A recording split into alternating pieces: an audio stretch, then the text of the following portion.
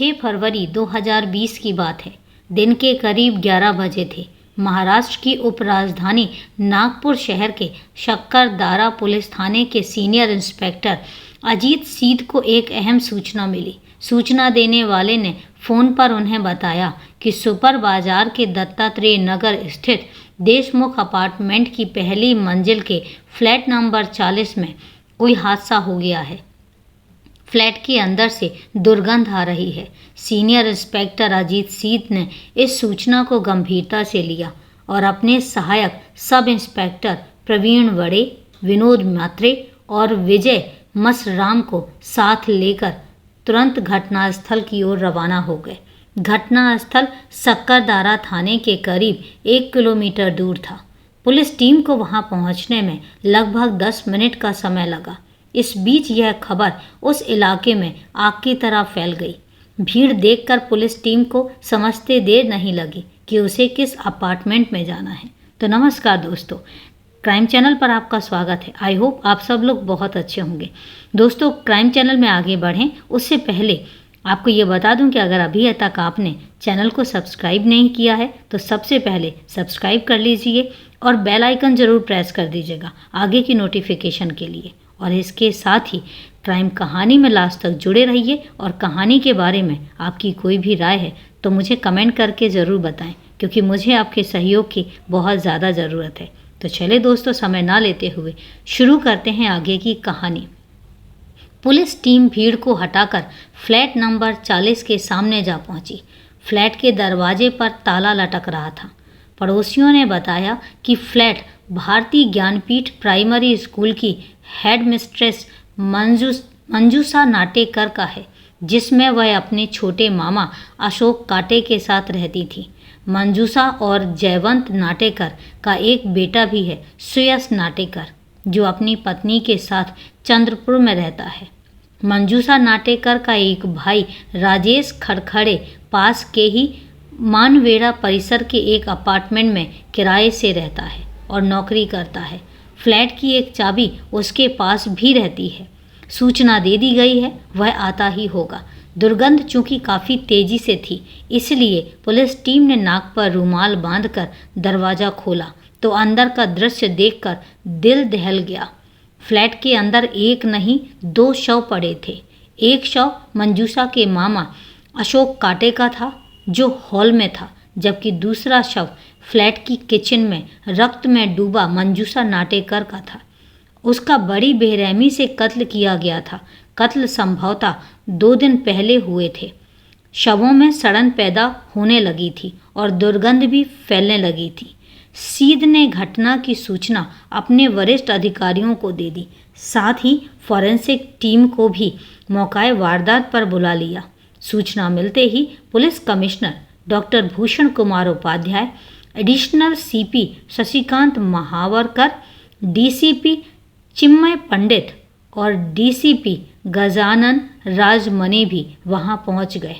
Forensic team का काम खत्म होने के बाद वे अधिकारियों ने घटनास्थल की बारीकी से जांच पड़ताल की, पड़ोसियों के बयान दर्ज किए, घटनास्थल की सारी कानूनी औपचारिकताएं पूरी करके शवों को पोस्टमार्टम के लिए नागपुर मेडिकल कॉलेज भेज दिया गया।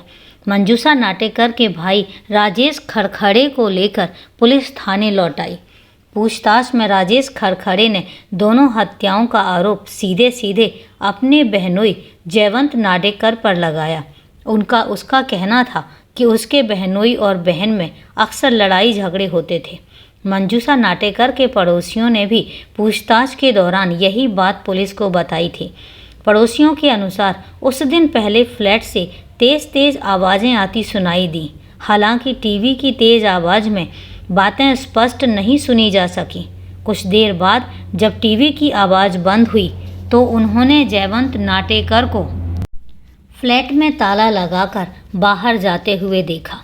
शुरुआती जांच पड़ताल के बाद मंजूषा नाटेकर के पति जयवंत नाटेकर की गिरफ्तारी के बाद ही सामने आ सकती है। जयवंत नाटेकर कहाँ होगा, इसकी जानकारी किसी को नहीं थी। एक तरफ जहां इंस्पेक्टर अजीत सीध अपने सहायकों के साथ मामले पर विचार विमर्श कर तफ्तीश की रूपरेखा तैयार कर रहे थे, वहीं दूसरी तरफ मामले की गंभीरता को देखते हुए सीपी डॉक्टर भूषण कुमार उपाध्याय ने तफ्तीश की जिम्मेदारी क्राइम ब्रांच के sub inspector Rathore, head constable Anand Jamule, Govind Deshmukh, constable Rashid Rohan और संजय सोनपड़े की टीम बनाकर जांच शुरू कर दी। क्राइम ब्रांच की टीम ने तफ्तीश का केंद्र बिंदु उन लोगों को बनाया जिनसे जयवंत के करीबी संबंध थे। उसका नतीजा भी जल्द सामने आया। उसके एक दोस्त ने बताया कि जयवंत नाटेकर के पास एक मोबाइल और 2 सिम थे। इनमें से एक सिम का इस्तेमाल वह अपनी पत्नी मंजूषा से छिपाकर करता था। वह अपने बेटे और बहू के साथ अपना दुख दर्द साझा करता था, जबकि दूसरे सिम कार्ड से अपना दिल बहलाने के लिए खास दोस्तों से बात कर लिया करता था। क्राइम ब्रांच को दूसरे सिम कार्ड से कामयाबी मिली क्योंकि पहला सिम कार्ड बंद था। दूसरे सिम कार्ड से जब जयवंत नाटेकर से संपर्क हुआ तो क्राइम ब्रांच की टीम ने अपना परिचय छिपाकर उससे इधर उधर की बातें की। इससे उसकी लोकेशन मिल गई।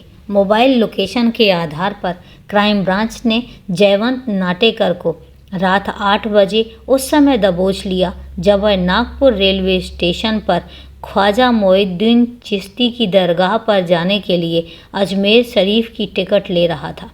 क्राइम ब्रांच की टीम ने जयवंत नाटेकर को गिरफ्तार कर अपने वरिष्ठ अधिकारियों के सामने खड़ा कर दिया।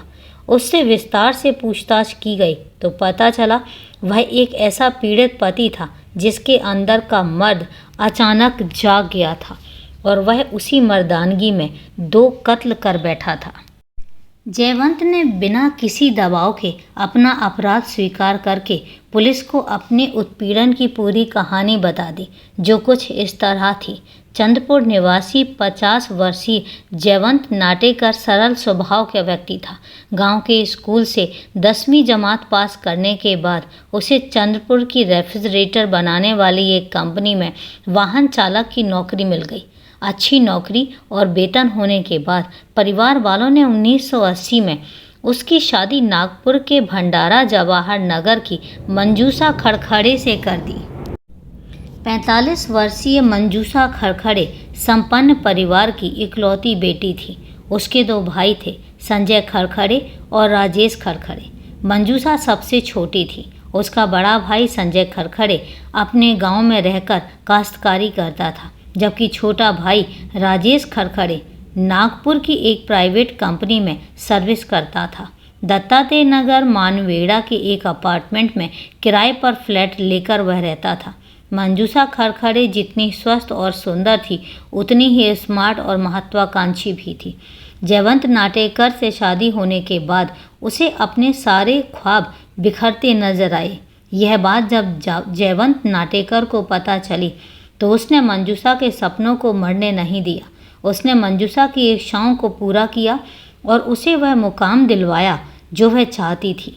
लेकिन उसके मन में पति के इस सहयोग की कोई भी कीमत नहीं थी। वह वैसे ही अपनी पसंद और कल्पना के अनुसार पति ना पाकर दुखी थी। प्रतिष्ठित स्कूल की नौकरी पाने के बाद वह गांव छोड़कर नागपुर के दत्तात्रेय नगर जैसे पॉश इलाके में आकर रहने लगी। मंजूषा नाटेकर और जयवंत का एक बेटा था, सुजस। सरल स्वभाव का जयवंत मंजूषा की जातियों पर भी कुछ नहीं कहता था। नतीजा यह हुआ कि मंजूषा का हौसला बढ़ता गया और वह अपनी सारी मर्यादाओं की सीमा को भूल बैठी। इसका एहसास नाटेकर को तब हुआ जब एक हादसे के चलते दिसंबर 2000 में उसकी नौकरी चली गई।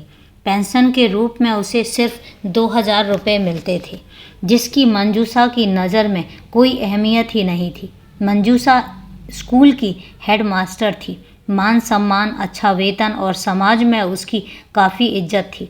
लेकिन घर में वह अपने पति नाटेकर के साथ नौकरों जैसा व्यवहार करती थी। घर के सारे काम, झाड़ू, बर्तन, कपड़े धोने वगैरह से काम जो जयवंत को करने ही पड़ते थे। कभी कभी वह पति से अपनी मालिश तक करवाती थी। जयवंत के ना करने पर वह उसे थप्पड़ तक जड़ देती थी। इसके बावजूद भी मंजूषा का मन नहीं भरता तो वह अपने मायके वालों को बुलाकर उनके सामने पति को अपमानित करती थी। मायके वाले उसी का पक्ष लेते और जयवंत को डांटते फटकारते थे। पिता के प्रति अपनी मां और उसके मायके वालों का बर्ताव देख बेटा सुजस नाटेकर दुखी हो जाता था। वह पिता के साथ हमदर्दी रखते हुए मां को समझाने की कोशिश करता, लेकिन मां इस पर कोई असर नहीं होता था। इसकी जगह मंजूषा कभी कभी उसे भी आड़े हाथों ले लेती थी। सुजस नाटेकर जवान हो गया था। पिता के प्रति मां का व्यवहार उससे देखा नहीं जाता था। वह जिस कॉलेज में पढ़ता था उसी कॉलेज की एक लड़की से लव मैरिज करके अपने पुश्तैनी घर चंद्रपुर चला गया। जब कभी पिता की याद आती तो वह आकर मिल लेता था। जब इस पर भी मां मंजूषा ने ऐतराज़ किया तो उसने मां से छिपाकर पिता जयवंत को एक मोबाइल और 2 सिम कार्ड लाकर दे दिए, जिससे चोरी छिपे पिता पुत्र की बातें हो जाया करती थी। समय अपनी गति से दौड़ रहा था।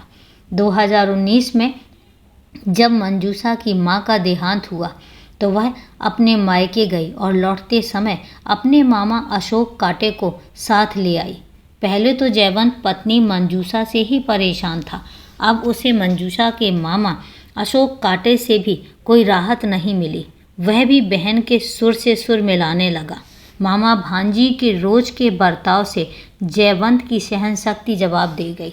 उसके अंदर इतना गुबार भर गया कि जो कभी भी ज्वालामुखी की तरह फट सकता था। घटना के 2 दिन पहले 3 फरवरी 2020 की सुबह सुबह स्कूल जाते समय मंजूषा ने अपनी 4 साड़ियाँ अलमारी से निकालकर जयवंत के सामने डाल दी और कहा कि धोकर प्रेस करने को कहा। जयवंत पहले से ही त्रस्त था। उसने इस काम के लिए इनकार कर दिया। इस पर मंजूषा के पति के गाल पर इतने जोर से थप्पड़ मारा कि वह उसका पूरा शरीर झन्नाकर रह गया। थप्पड़ जड़कर मंजूषा बड़बड़ाती हुई किचन में चली गई। जयवंत कुछ देर गाल पर हाथ रखे खड़ा रहा। जयवंत को बर्दाश्त नहीं हुआ। अचानक उसका पुरुषत्व जाग उठा। टीवी की आवाज़ तेज करके वह मंजूषा के पीछे पीछे किचन में गया और बदले में उसने मंजूषा के गाल पर वैसा ही थप्पड़ जड़ दिया जिससे मंजूषा तिलमिलाकर रह गई। वह जयवंत का कॉलर पकड़कर उससे उलझ गई।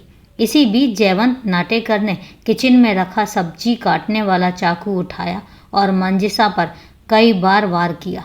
मंजूषा की चीख सुनकर अशोक काटे उसे बचाने के लिए जब बेडरूम से बाहर आया तो जयवंत ने उसका भी वही हाल कर दिया जो मंजूषा का किया। दोनों बचाव के लिए चीखे चिल्लाए, लेकिन उन दोनों की चीखें टीवी की तेज आवाज़ में दब कर रह गईं। मंजूषा और अशोक काटे को मौत की नींद सुलाने के बाद जयवंत ने राहत की सांस ली, कपड़े बदले और फ्लैट में ताला लगाकर 2 दिन तक अपने एक पुराने दोस्त के पास रहा। उसके बाद उसने अपने पाप का प्रायश्चित करने के लिए अजमेर जाने का फैसला किया, लेकिन जाने से पहले वह पकड़ा गया। क्राइम ब्रांच की टीम ने अपनी तफ्तीश पूरी कर अभियुक्त जयवंत नाटेकर को थाना शक्करदारा को सौंप दिया, जहां की पुलिस ने उसे अदालत में पेश करके जेल भेज दिया।